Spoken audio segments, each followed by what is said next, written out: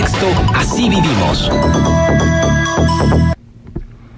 Bien, Luis Alfredo es coordinador de investigación del Consejo Cívico de las Instituciones Laguna, en esta participación constante, con un tema seguramente muy interesante también para la ciudadanía. Luis Alfredo, muy buenos días. ¿Qué tal? Muy buenos días. Los saludo a ustedes y a todo su auditorio. Bien, adelante, Luis Alfredo.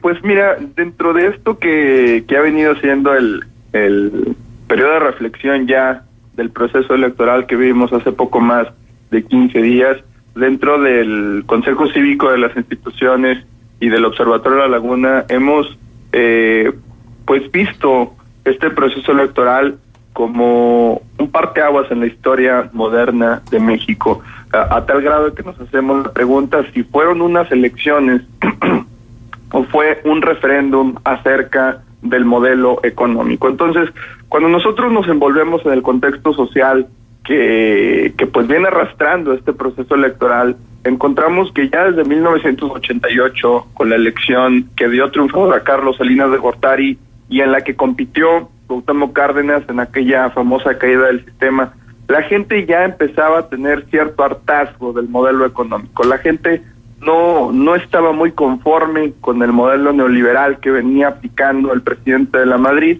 Recordemos que en aquellos años había hiperinflaciones, el poder adquisitivo era muy bajo, a la gente pues no le alcanzaba con su salario y pues lógicamente este proceso de modelo neoliberal a la gente no le gustaba y ya se daban muestras de cambio. Luego en el 94 vino el movimiento zapatista, en donde pues un grupo de indígenas en el sur del país se proclamó en contra de las políticas que había implementado el ya presidente Carlos Salinas de Gortari, y posteriormente en el 2000 la izquierda empieza a ocupar bastantes espacios en la política del país. En 2006 tenemos las elecciones más cerradas de la historia, en donde para algunos el presidente electo o el presidente ganador fue Andrés Manuel. Sin embargo, las instituciones, pues de acuerdo al cómputo final, declararon presidente a Felipe Calderón.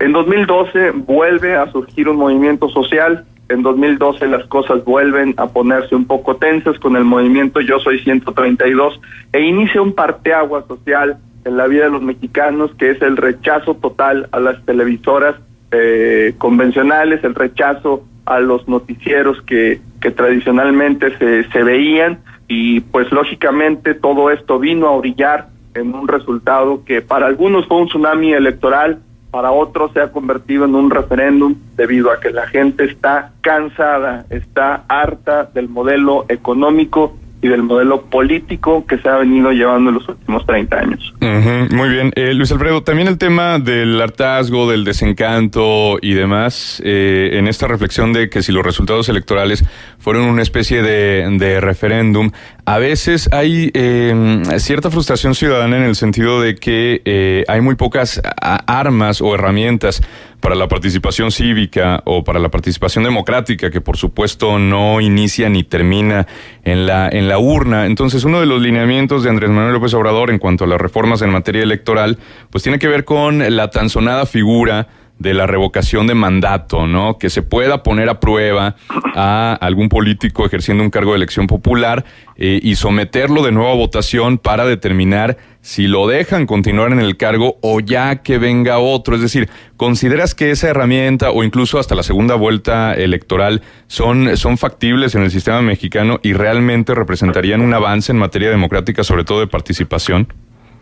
Mira, históricamente no hemos superado el último número grande de participación ciudadana. En 1994 nosotros tuvimos una participación electoral del 77.1%, en el 2018 apenas alcanzamos el 63.5%, es decir, no tuvimos un voto abrumador, como algunos dicen, no, es que se dio este triunfo de López Obrador porque mucha gente salió a las calles. Realmente no, realmente votó pues lo que en promedio en cada elección federal siempre sale a votar de gente, y una consulta popular tiene sus claroscuros, ¿no? Por un lado, pues una consulta popular le da el poder a la gente directo de tomar decisiones y también pues tiene este riesgo de que sea solamente una pequeña parte de la población la que acuda a esta consulta popular y las decisiones tan importantes que debe tomar un país sean en base a una pequeña parte de la población. Ahora, obviamente hay una expectativa grande cada que inicia un nuevo gobierno. En el caso del gobierno federal, pues la expectativa también está puesta en lo que tiene que ver con la reforma energética, sobre todo esta bandera en su momento de Enrique Peña Nieto, que iban a bajar los precios de los energéticos, íbamos a pagar menos por la luz, por el gas, por las gasolinas. Ya sabemos que fue absolutamente lo contrario. Entonces, esto de terminar en el tiempo una eventual reducción de los precios de los combustibles hasta la segunda mitad de la administración de López Obrador, ¿qué dice a nivel ciudadano? ¿Consideras que mucha parte, digamos, de la expectativa está puesta en eso, en materia energética para el próximo gobierno? Claro, porque el combustible representa un factor indispensable en la inflación y en el poder adquisitivo de los ciudadanos. Todo el país se mueve en torno a la gasolina, en torno al consumo de electricidad. Necesitamos esa energía para salir adelante como país, y en ocasiones las autoridades no han escuchado a los ciudadanos cuando decimos, bueno, es que no nos cargues tanto la mano en los impuestos que se cobran al litro de gasolina. Respetamos que se libere el precio de la gasolina, respetamos que sea a precios competitivos, pero pues también hay que poner atención sobre todo al tema de la producción de gasolinas a nivel nacional. Hay que poner mucha atención en el tema de los impuestos que se cobra al litro de la gasolina, y pues te paso, por ejemplo, un dato. Cuando Vicente Fox llegó al poder en el año 2000, el litro de gasolina magna estaba en 5 pesos con 27 centavos. Hoy, 18 años después, Enrique Peña Nieto tiene el litro de gasolina magna 18 pesos con 19 centavos. Se entiende dentro del término de la inflación, es algo que pues económicamente es aceptable. Lo que no es aceptable es la cantidad de impuestos que se le han cargado al ciudadano y que se ven reflejados en el costo de los productos que a diario consumimos, ¿no? Entonces yo creo que el presidente electo tiene un importante reto, sobre todo para poder mantener ese discurso de las plazas públicas, ese discurso en donde decía que se iba a preocupar por los más pobres. Pues bueno, uno de estos factores tiene que ser el tema energético, ¿no? Que al final de cuentas también va a impulsar el crecimiento económico del país, y que es una deuda muy grande que tienen la clase política con los ciudadanos. Buenos días, Luis Alfredo, te saluda Marcela Pámanes. ¿Qué tal, Marcela? Buen día. Déjame preguntarte algo que tiene que ver con la manera en que los ciudadanos nos vamos a enterar de las acciones y los resultados que esas acciones están generando por parte del gobierno entrante. Se sabe que hay una intención de reducir al 50% el presupuesto de publicidad oficial, y además junto con ello pues la consabida falta de oportunidades para muchos comunicadores, informadores, reporteros, fotógrafos, etcétera, etcétera, ¿no? Todo este team, todo este equipo que conforma los departamentos de comunicación de los gobiernos. Pero luego esto se va a trasladar a los medios y también va a generar recortes de personal significativos, porque pues el recurso no va a alcanzar, sobre todo los medios que dependen de una manera determinante y total de los convenios con los gobiernos.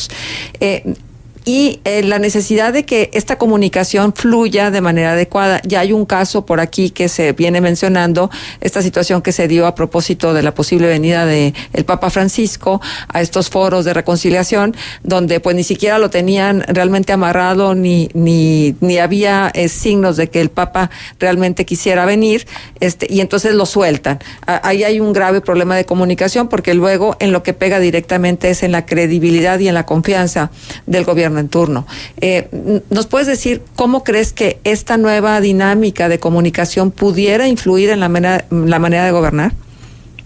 Mira, la perspectiva de la población lógicamente va a modificarse en el primer año del gobierno de Andrés Manuel López Obrador. Entonces, este tema de reducir la publicidad lógicamente trae consigo el problema de que pues muchos medios a nivel nacional que dependen de este presupuesto van a hacer algunos recortes o van a tener que modificar sus líneas editoriales.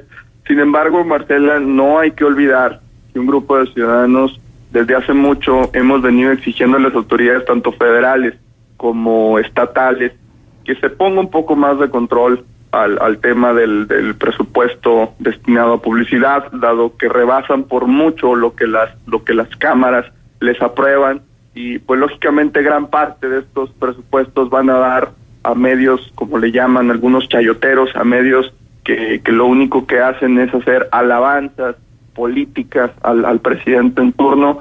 Y yo creo que es muy importante que con este recorte presupuestario se tome en cuenta que debe de darse en medios realmente creíbles. O sea, la gente se inclina mucho, por ejemplo, por las redes sociales, se inclina mucho por los medios digitales, pero pues también encontramos que hay muchos medios que son fake news, encontramos medios que son comprados por los mismos partidos políticos y que hacen que la gente en un debido momento diga, bueno, ¿a quién le creo? ¿A este o a otro? No. Uh-huh. Entonces es muy importante que los ciudadanos, por un lado, estemos informados en medios que sean realmente verídicos, en medios que nosotros sepamos que no son líneas editoriales del gobierno, y sobre todo que los gobiernos a partir de la próxima administración sepan administrar bien sus recursos y sepan distribuirlos a medios que realmente sean creíbles. Uh-huh. ¿Consideras, Luis Alfredo, justamente que la proliferación de estos blogs, de estos medios denominados alternativos, pues constituyan una herramienta fundamental de información, sobre todo para las generaciones más jóvenes? Claro, porque los chavos, ahora sí que millennials, todos los chavos que están dentro del rango de edad, entre los 18 y 29, 30 años, pues ya no son tan adaptados a la televisión, ya no les atrae tanto ver los noticieros en la televisión. Todo lo hacen en torno a lo que digan las redes sociales o los blogs. Uh-huh. Y mira, te doy un dato bastante interesante. De acuerdo a los datos de parametría por perfil del votante, los chavos de 18 a 25 años votaron mayoritariamente por Andrés Manuel López Obrador. Sin embargo, quien queda en segundo lugar es el Bronco. O sea, el 16% de los chavos entre 18 y 25 años inclinaron su voto a favor del Bronco. Muy sí, sobre todo por el boom que hubo en la recta final de la campaña, ¿no? Así es, o sea, superando incluso a Ricardo Anaya, que era el candidato joven, que fue hecho como el chico maravilla de 39 años, que pues representaba en cierta parte o lo promovían como sangre nueva para la política. Los jóvenes de 18 a 25 años se inclinaron por el Bronco, y esto es muy interesante porque fue gran parte de la influencia de los memes, aunque no lo queramos reconocer políticamente. O sea, el tema de la burla electoral, el tema de la burla en los debates, el tema de las pues para algunos barbaridades que decía el Bronco, pues llamó mucho la atención de los chavos que iban a emitir por primera vez su voto, los chavos que estaban cansados de los partidos políticos, que estaban hartos del PRI, que estaban hartos del PAN, hartos de Morena, pues inclinaron su voto hacia el Bronco, ¿no? Entonces, esto es un tema que nos pone focos rojos, que nos pone focos de alarma, porque realmente las redes sociales son las que van a definir el voto de las próximas elecciones en 2024. Exactamente, y sobre todo que las condiciones también para la participación de candidatos independientes vayan evolucionando y que puedan ser también más parejas en términos de competencia. Pues Luis Alfredo, muy interesante tu participación, te agradecemos mucho haber estado una vez más aquí en Contextos. No, hombre, muchísimas gracias a ustedes y los invitamos a que visiten nuestra página observatoriodelalaguna.org, en donde, entre otras cosas, podrán encontrar información donde nosotros evaluamos la calidad de vida. Muy bien, correcto. Gracias Luis Alfredo Medina. Hasta luego, gracias.